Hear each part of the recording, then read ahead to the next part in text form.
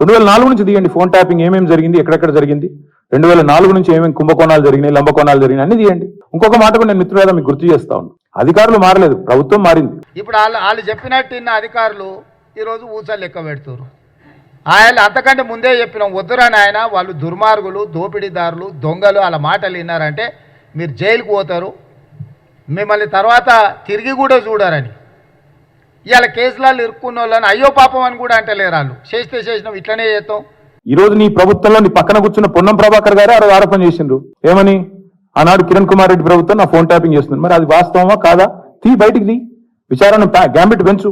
ఆనాడు అధికారులందరినీ పిలిపి, రిటైర్డ్ ఉన్న వాళ్ళందరినీ పిలిపి, నీ కాంగ్రెస్ ప్రభుత్వం ఫోన్ ట్యాపింగ్ చేసిందా లేదా చూద్దాం. ఇంకోటి బ్రదర్, మీరు మర్చిపోయినట్టున్నారు, నేను మర్చిపోలేదు. నాకే ఐఫోన్ వాళ్ళు, యాపిల్ వాళ్ళు మెసేజ్ పంపినారు, నీ ఫోన్ సర్వేలెన్స్ లో ఉంది అంటే. నేను దాని స్క్రీన్ షాట్ కూడా మీరు చూసుకోండి కావాలంటే, ట్విట్టర్లో అప్పుడే పెట్టినా. నా ఒక్కడికే రాలేదు, అసౌద్దీన్ ఓవైసీకి వచ్చింది, ఇంకా కొంతమంది మిత్రులకు ఇక్కడ తెలంగాణలో కూడా మీ ఫోన్లు సర్వేలెన్స్ లో ఉన్నాయి, జాగ్రత్త మీ ఫోను హ్యాక్ అయింది అని నాకు 2022లోనో 2023లోనో వస్తే నేను బయట కూడా పెట్టినాను.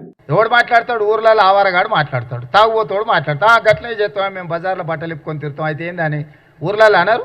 సేమ్ కేటీఆర్ కూడా బర్తెగించిన అచ్చో సాంబోతులాగా మాట్లాడుతుండు. దాని ఫలితం దానికి ఉంటుంది. కాకపోతే దాని ఒక క్రమ పద్ధతిలో విచారణ చేసి చట్టపరంగా చర్యలు తీసుకోవాలి కాబట్టి విచారణ జరుగుతుంది.